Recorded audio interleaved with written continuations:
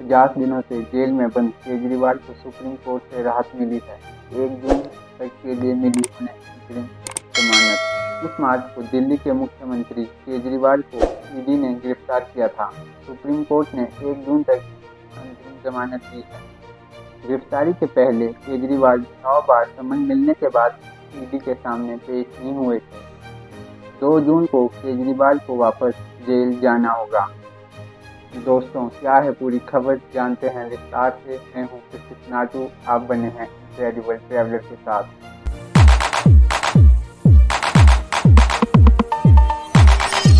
चुनावी घमासान के बीच दिल्ली के सीएम अरविंद केजरीवाल के लिए एक अच्छी खबर है।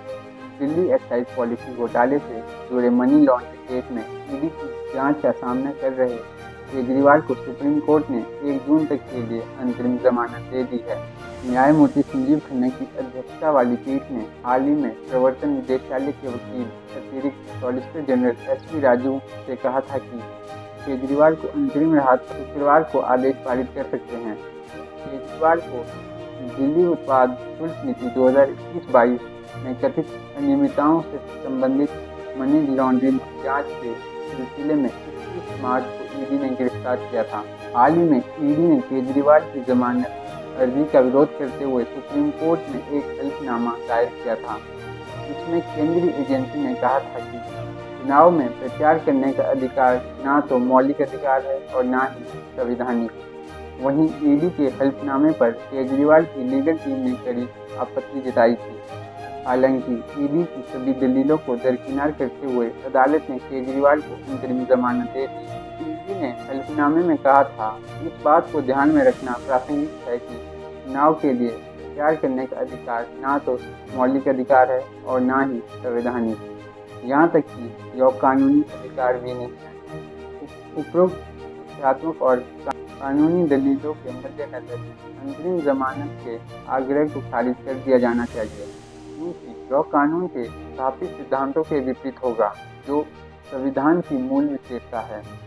केवल राजनीतिक चुनाव प्रचार के लिए अंतरिम जमानत देना समानता के नियम के खिलाफ होगा और भेदभाव पूर्वक होगा, क्योंकि प्रत्येक नागरिक का कार्य, व्यवसाय, पेशा या गतिविधि उसके लिए समान रूप से महत्वपूर्ण है।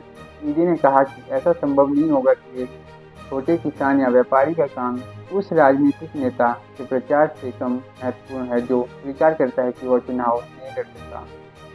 ईडी ने कहा कि ऐसा समझना संभव नहीं होगा कि एक छोटे किसान या व्यापारी का काम किसी उस राजनीतिक नेता के प्रचार से कम महत्वपूर्ण है जो स्वीकार करता है कि वह चुनाव नहीं लड़ रहा है। इसने कहा कि यदि केजरीवाल को उसकी पार्टी के लिए लोकसभा चुनाव में प्रचार करने के लिए एक राजनीतिक होने के कारण कोई अंतरिम राहत दी जाती है, तो इसमें कोई दो राय नहीं। जेल में बंद सभी राजनीतिक यह दावा करते हुए समान राहत की मांग करेंगे कि वे भी इस श्रेणी में आते हैं। दोस्तों, फिलहाल इस खबर में इतना ही। मेरे चैनल को लाइक शेयर सब्सक्राइब जरूर करें। मिलते हैं दूसरी वीडियो में। धन्यवाद।